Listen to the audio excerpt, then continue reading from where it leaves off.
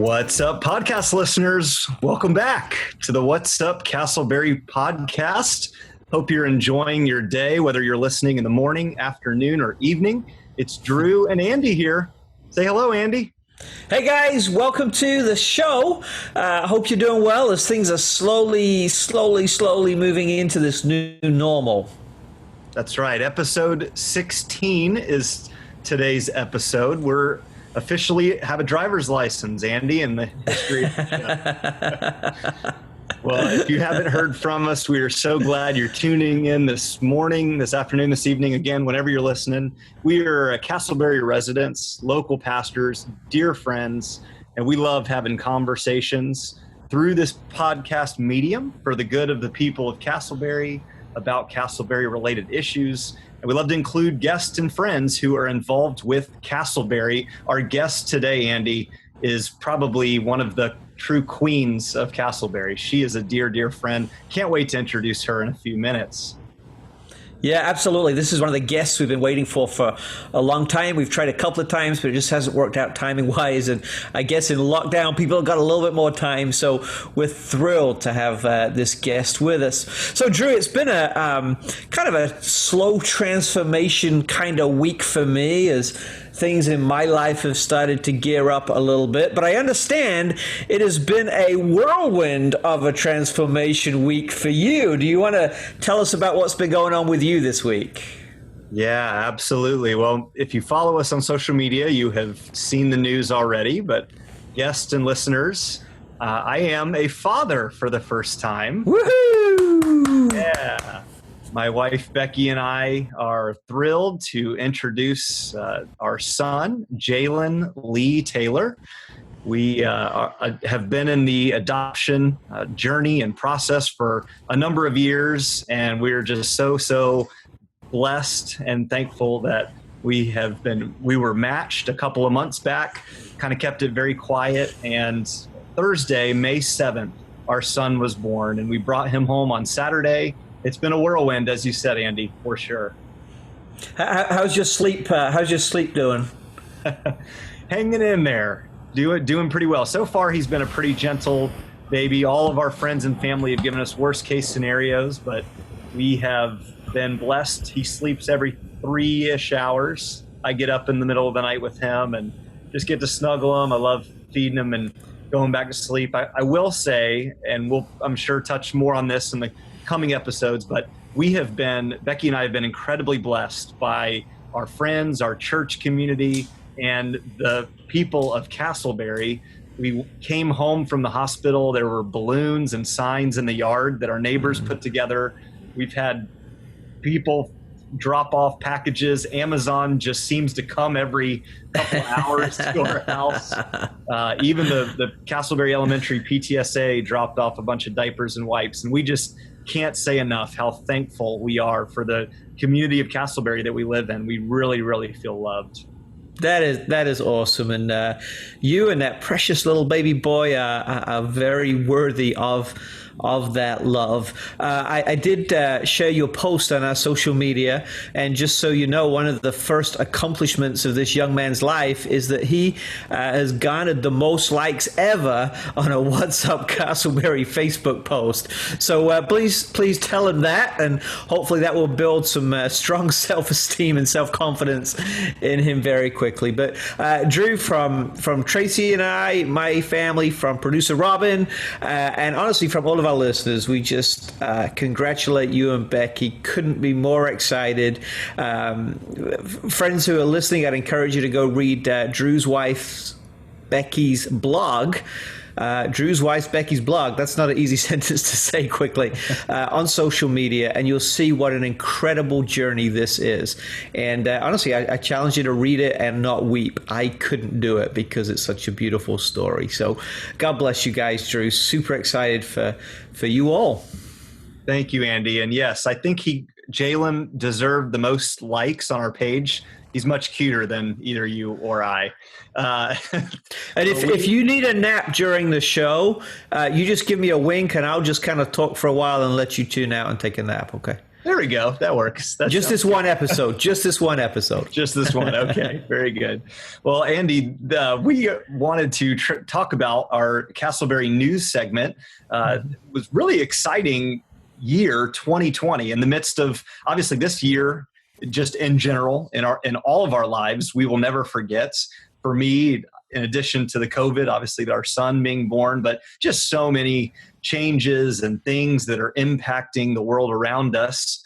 As I was doing some Googling of our city and kind of what's going on, one date really stuck out to me and to us as we were discussing, and that's the 70th anniversary of the charter of the Women's Club of Castleberry. The Women's Club of Castleberry, located the buildings right behind the Castleberry Golf Course.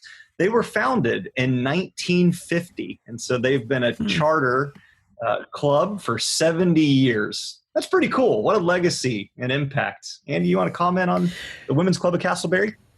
Yeah, I mean, honestly, obviously, I've never been to a meeting. I'm not sure guys are part of that. But I have been inside their building that they rent out right by the clubhouse and the golf course.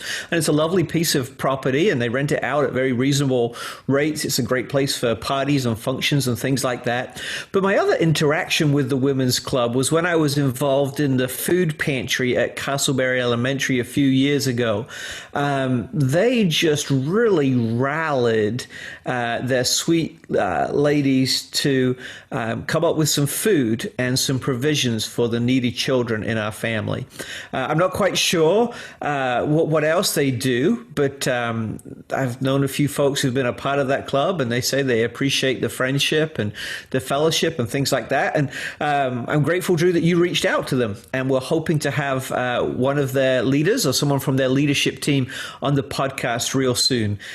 70 years in a city that's, maybe about 80 years old. That really is a legacy, as you say, and they've had quite an impact. So congratulations to the Women's Club. And Drew, when you found them, did they have a website, something like that? They do. You can simply Google search the Women's Club of Castleberry. They list there that they have several events. They have meeting, gathering opportunities, some ladies' lunches. I'm sure there's some networking that is done as well. They were a couple, as Andy mentioned, a couple of their readers reached out to us, or not readers, members reached out to us and shared just having a desire to perhaps be a guest on our podcast in the future and can perhaps share what it is that they do, what their tenets are, and the impact that they've made in the community. So well done. 70 years. Happy birthday and anniversary to the Women's Club of Castleberry. Cool story there. That is. That's a great story. I mean, part of me is a little concerned that you spend some time Googling women's clubs, but can I say that? Is that all right? Robin's kind of like looking shocked. But, I'm just joking, and I'm glad you did, because I'd love to hear more about this wonderful organization in the city. He's always got those one-liners, folks. He's always ready. I think you might be blushing, Drew. I don't know.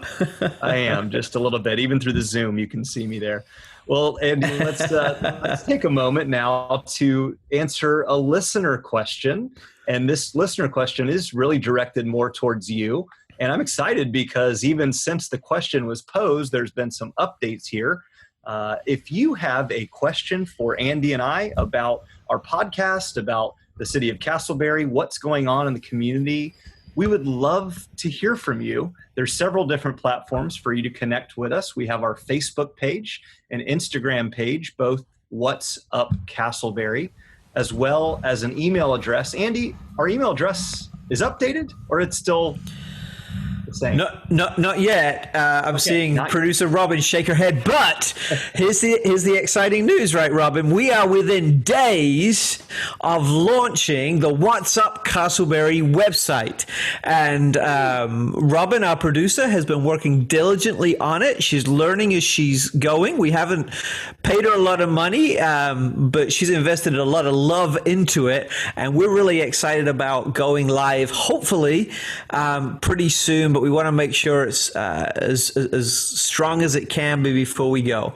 But hopefully pretty soon we'll have email addresses like drew@whatsupcastleberry.com and producer Robin at whatsupcastleberry.com and Andy at whatsupcastleberry.com. So that's some exciting stuff in the works. We're very excited. But that's not our question. Yeah, we'll do a big announcement when we're ready to go. But yeah, what was our question this week? That's right. So today's question, thanks, Andy, is for kind of directed towards you and our local hometown team. Due to the COVID virus and the canceling of some sports, the question today, Andy, is there any news on when Orlando City and Major League Soccer will be returning to play? Have you been able to keep in touch with some of the players since you serve as a chaplain? That's right, Andy. We mentioned on a previous podcast, Andy is the chaplain of the Orlando City team. And the question ends with, I miss watching our hometown team. Andy, any news on sport, especially soccer and Orlando City? Yeah, I would just affirm that last statement. I miss sport as well. I've worked very hard over the years to not let sport dominate my life. And I kind of brought it into balance. And I think I had a healthy perspective on it. And then they've taken it away. But yeah, I serve as the chaplain of Orlando City. That means that I offer some care and support and development to the players. Over the last couple of months, for me, I've been very involved with a lot of the players and the team as a whole, providing some motivation, some emotional support, some care, some projects like that. Have been helping some of the older players mentor the younger players.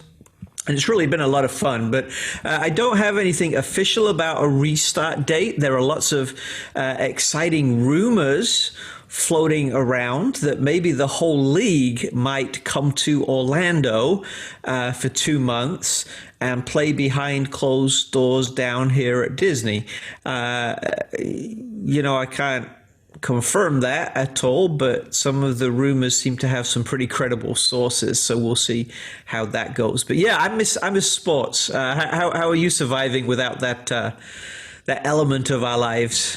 Yeah, thank you for the update. And I definitely miss watching Orlando City games, both on television and in person. It really brings kind of the city together in many ways. I am a huge sports guy. We both are. I miss sports. I have just started watching The Last Dance, the Michael Jordan and the Chicago. Oh, yeah. It's good. Good. I trickled over into episode 3. Often it's watching in the midst of a late night feeding with baby Jalen. and it's interesting. I grew up in the 90s, so it's really a good reminder and memory of my childhood watching the Chicago Bulls. I was never a Bulls fan, but I respected Michael Jordan and just was so in awe of somebody who was so good at basketball. So yeah, let's hope very, very soon that we don't have to simply watch replays of the past, but we can make new memories and watch present victories and games. So thanks for the great question. It was a great question. I have enjoyed watching some of the replays and some of the classics and things like that. It's given me a different appreciation for the game, and I'm grateful for ESPN, and I think Netflix has done the Jordan thing. It's been great. Do you have any particular favorite athlete from the past that you would give anything to watch again? Maybe a soccer star? That's a great question. When I grew up, several soccer stars who kind of graced the game, most of whom were little known British players. And of course, at the time, soccer didn't have the global appeal perhaps that it does now. But I've enjoyed rewatching some of the classics, even some of the recent classics as well. And honestly, even when you know what's going to happen, it's still exciting, right? It is. Totally. Absolutely. Well, thanks again. Anyway, we could talk about sports all day, but we're not ESPN. That's right. Well, hey, listeners, we are so excited to recognize today's sponsor. The last couple of episodes, we reached out and inquired about somebody potentially partnering with us and serving as a sponsor to this podcast. And we found one. We have Woohoo! Kelly Financial Solutions. Kelly is spelled Kelley, and Kelly Financial Solutions is led by Travis Kelly.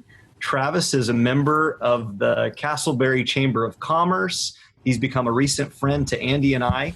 And Travis and Kelly Financial Solutions is about making a mortgage solution that will work for you. They offer home loan options that you won't find anywhere else, not even at the big banks down the street. A mortgage, of course, and we know in this economy and climate as well, is a huge decision. Yeah. Mortgages are at an all-time low. So find someone that can help you navigate that process. You can find out more from Kelly Financial Solutions and meet Travis himself at their website, www.wearecleartoclose.com. That's weareclear, CLEAR, to close.com. Check out Travis and mention the What's Up Castleberry website. He will perhaps be a podcast guest in the near future. Yeah, absolutely. I'd love to have him on the show, and I think that's a great website as well. We are clear to close.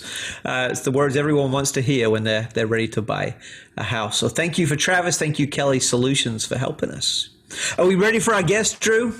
Yep, we'll be back with our guest.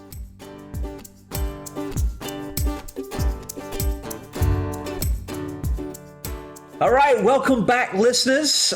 We are thrilled today to have an incredibly special guest with us, someone we've been wanting to have on the show from the very beginning. Drew, I think when we sat down and came up with a list of folks we wanted to talk to about the city and about the community, Karen was pretty much at the top of it, if not at the very top, because there's not many folks in our city who know as much about our city and community as Karen Almond. Welcome, Karen. We're thrilled you're with us today. Thank you, Andy. I'm really happy to be here with you and Drew.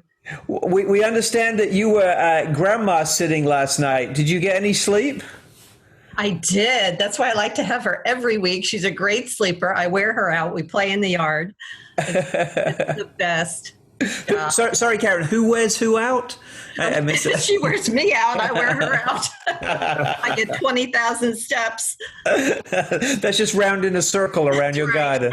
That's funny. So Karen, many folks who are listening know you because of your involvement on our school board, because of the deep ties that you have in our community and so many of our organizations and events that you show up at. But tell us a little bit about yourself, who you are, what you do, and your relationship to our community. Okay, thank you. I think I'm going to date myself a little bit when I tell you that I've lived in Seminole County for 50 years. I've lived in Castleberry, maybe 38 years, 37 years, something like that. Right out of high school, I went to work for the city of Castleberry. I don't know if you knew that. No. I worked in the building department the first few years, and then I worked in finance. But I have to tell you, City Hall that you know today did not exist. That Public Works building was the City Hall, Fire Department, Police Department, and they held traffic court there every week as well. Oh my goodness! I mean, that's not a big building either, is it? No, it isn't. We knew everyone, including the judges, very well. Where Target is, that was the Castleberry Land Company and the Castleberry Utilities building. And then there was the cutest little place called the Buckhorn Bar, which I never went in, but it really fascinated me. It was very old and quaint, and I always thought I'd love to have a little office there. I don't know what I would do in it. I just love that spot. Wow. Well, it's interesting because, I mean, you say 38 years, and I mean, for Drew and Robin, that's longer than they've been alive. But really, 38 years is not a long time ago, is it? And if we were kind of living that way back then, I mean, it's amazing how much has happened in the last few years. Sure. Well, business took place back then as it does today, but it was very different. There were a lot of nods and handshakes, and you gave your word more so than very strict and strong policies like we have today to be sure that everyone is treated equitably. Castleberry was known as the community-minded city, And I think that we lost that for a bit, but I feel like we have it back. I've never seen such a strong sense of community as we have today, with a great commission and great administration in the City Hall. Yeah, well, that's great. That's great to hear you say, because I think we both feel the same way as relatively newcomers. Absolutely. One of the other things I thought about, and we're thinking about it a lot today with the virus and technology in our schools, all the record keeping was done by hand. We had little file drawers with, little mini cards on every building permit that was issued, every single bit of business that took place. I can remember having to know how to type and do shorthand to be hired. There was a civil service board, and you had to go through them. It was part of the process. Boy, I couldn't imagine that. Oh, and adding machines, with tape to do the bookkeeping. Now you're talking a different language we don't understand, Karen. As well. But thank goodness for the technology we have today. Absolutely. Karen, I love, so 38 years, and I've met your children and your husband. You've raised them up in Castleberry. Can you tell us briefly about your family? Sure. Randy and I have been married for 40 years. He went to Seminole High School. I graduated from Lyman. I also attended South Seminole. We moved from New Jersey, and I finished elementary in 6th grade at English Estates. At that time, middle school was 7th and 8th grade. So we have 3 children.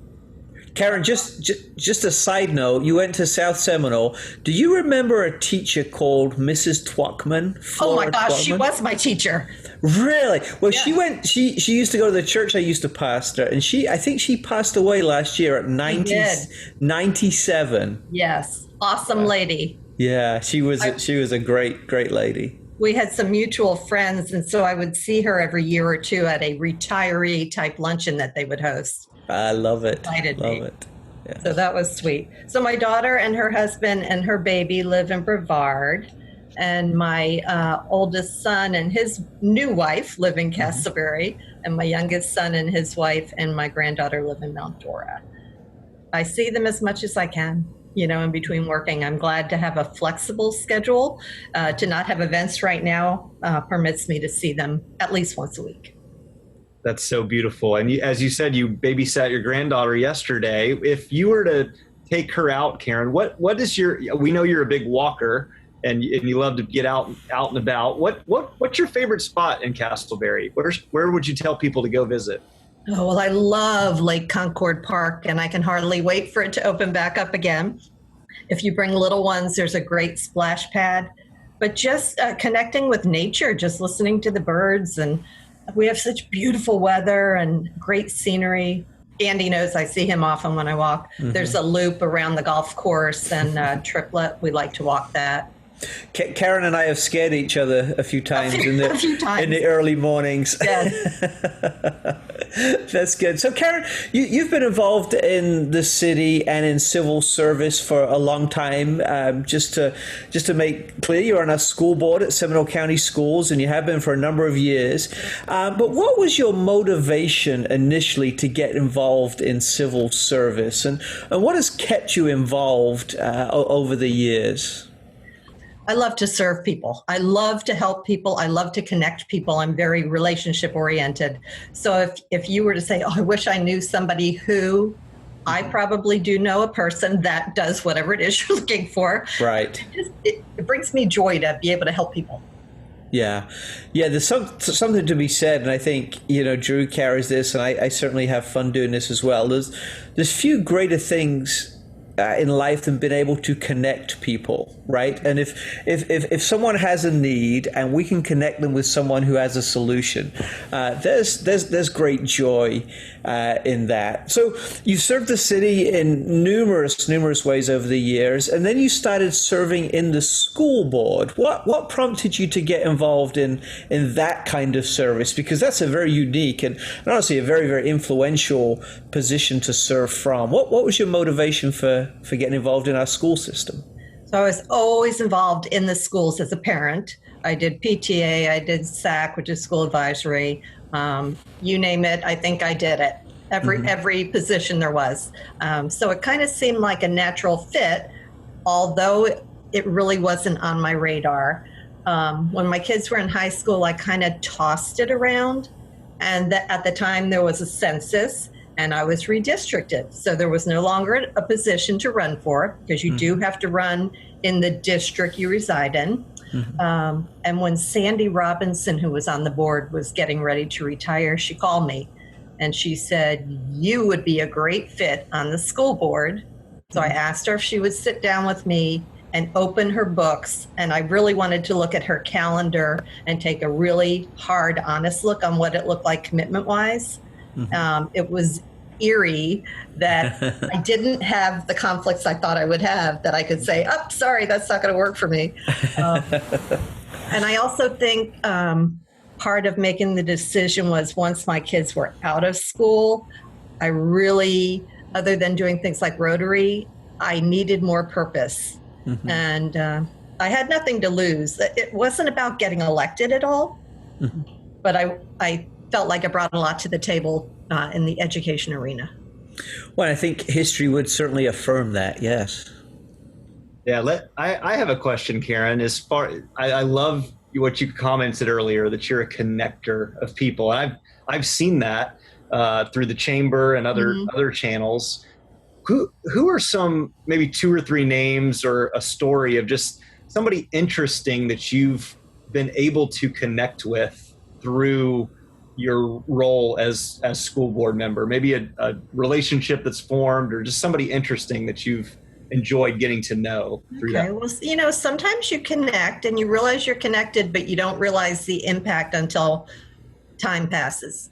So there was a young man who was at our Endeavor School, which is for kids who have emotional challenges, sometimes academic as well.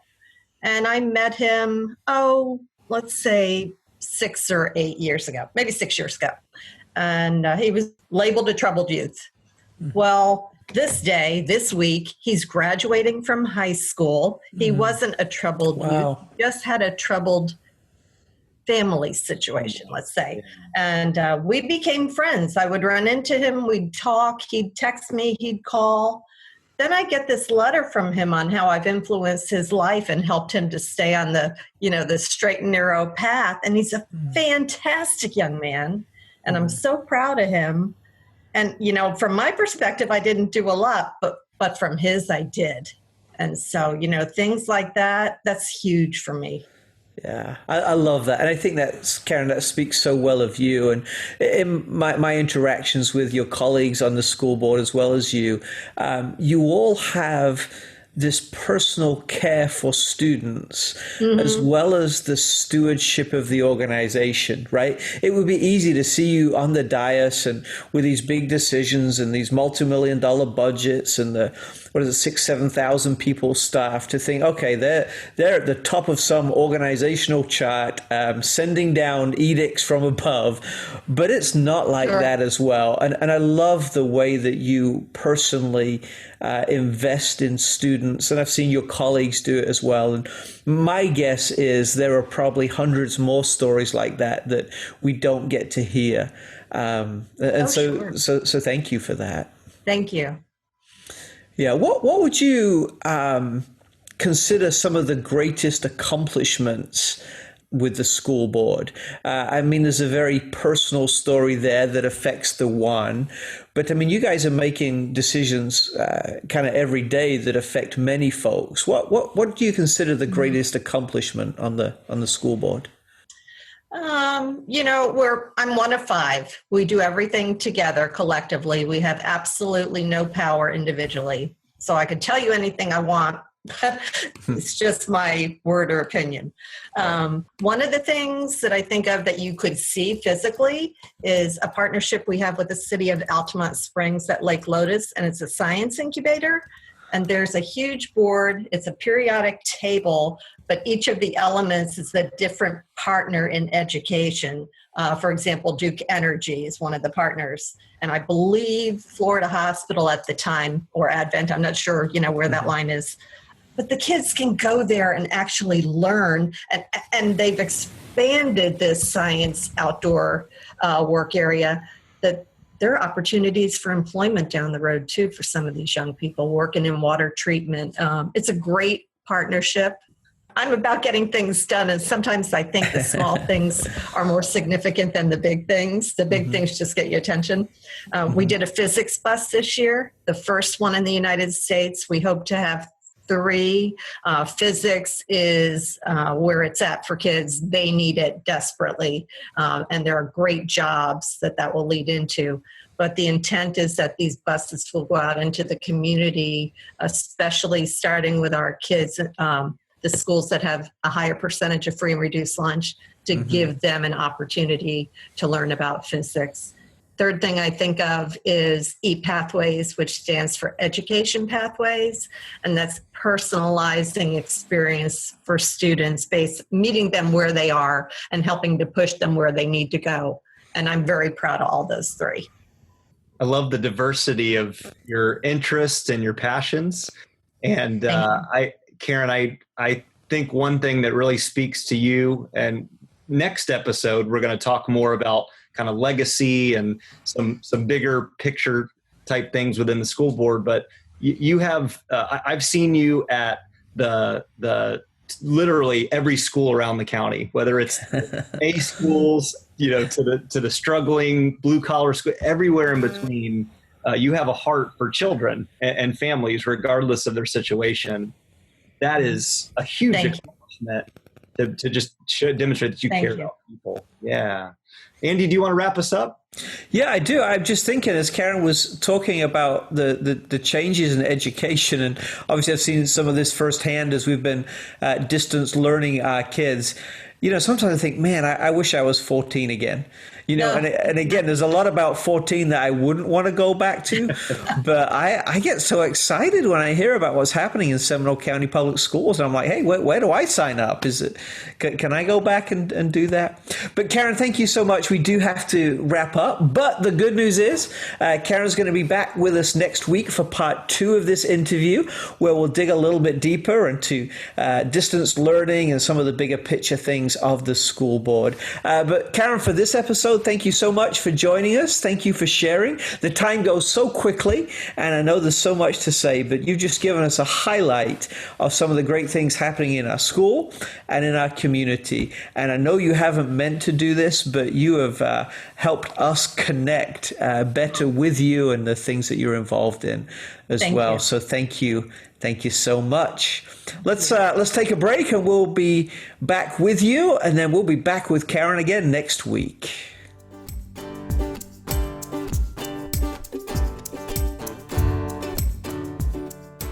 All right. That was part 1 of our conversation with Karen Almond. We are so excited for part 2. Thank you, Karen, for the great conversation and interaction. Andy, let's close out the show with an inspirational quote. Thanks, Drew. I mean, Karen's already provided lots of inspiration by her life, but here's a quote from Ralph Waldo Emerson that I came across the other day and really like. He says, "Write it on your heart that every day is the best day of the year. Write it on your heart that every day is the best day of the year." I don't know about you, Drew, but sometimes I have a case of the Mondays, right? Whatever that means. It's like, oh, Monday, here we go again, right? And Tuesday has a different feel, and Thursday and Friday, and then as pastors, I know Sunday has a different feel. And many of those are good. But I love this reminder. Let's make every day the best day of the year. Let's say that today is going to be the day when we're going to get that thing done. Today is going to be a day when we're going to care further and love deeper and laugh better. Is laugh better? I don't know if that works, but you get the point, right? Let's make today the best day of the year. Let that be true of today, and let that be true of tomorrow as well. Well, we sure hope you've enjoyed this episode of the What's Up Castleberry podcast, a casual conversation about our community. This podcast is produced by Robin Kepi and James Bittner. Music has been provided by Jeremy Birdsall, and the graphic you see is by Christian Moscoso. For more information, please check out our Facebook page, Instagram, podcast feed, or email address, all with the name What's Up Castleberry. Like and subscribe to our podcast. Invite a friend, invite a neighbor. Please rate and review us. And until next time, have a great week.